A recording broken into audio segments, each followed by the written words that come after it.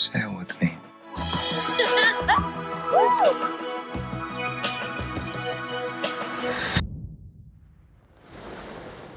Hurricane Raymond has been upgraded to a Category 5.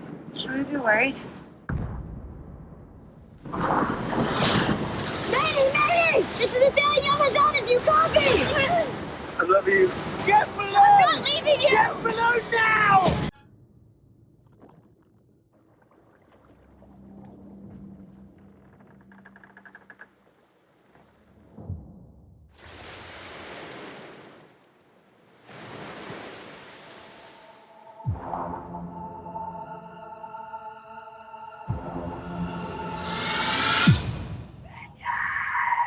We're not gonna die out here.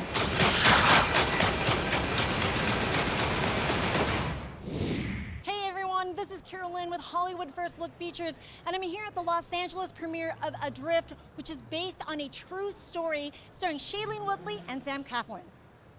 To be able to hand over producing credits to you guys, I mean, how long did it take for that trust to build?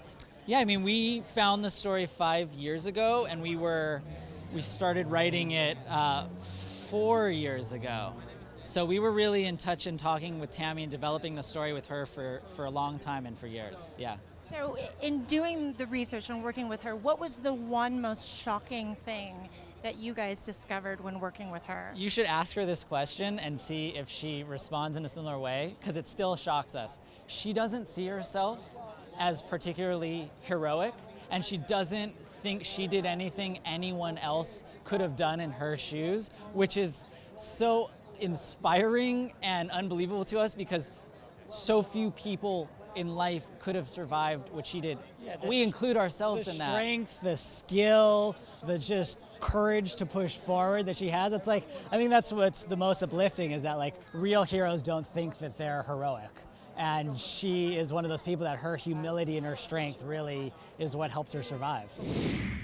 I understand that when you took this role, you had no sailing experience. Yeah, and I'd probably say the same now, even though I've been through this film. I've been on boats before. I could never been on a sailboat. I'd never been on a keel, if you know what I mean. I'd never lived life on the edge. But I'd never been on a boat so far that I couldn't see land anymore. That was something I quite quickly realised, and it was quite terrifying. I don't know if you've ever experienced it, but the water's quite unpredictable.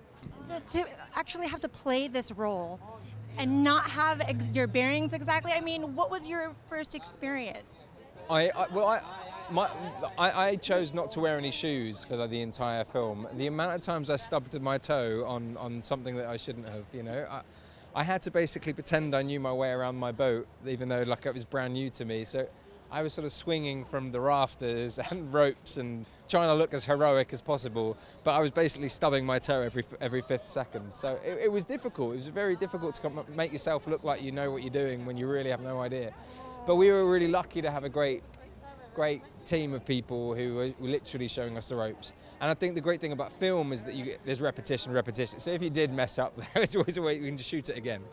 And I've loved you in romantic comedy since Me Before You, and a lot of people don't know that this role was actually by chance. And I'm very happy, of course, that it was you. So how does that make you feel looking back full circle that you became a part of this film? Well, grateful. I mean, I'm eternally grateful for the actor that didn't do it. I mean, but these things happen. Like, I mean, people have other things that they're scheduled to do, or other commitments. And truthfully, like, I don't know. I fell into it, but I was happy that it was me. I don't know how the other guys feel, but like, I feel like we made the best film given the cast that we had. Me. I'm definitely happy. But no, it could have easily been it would have been a very different film, I'm sure.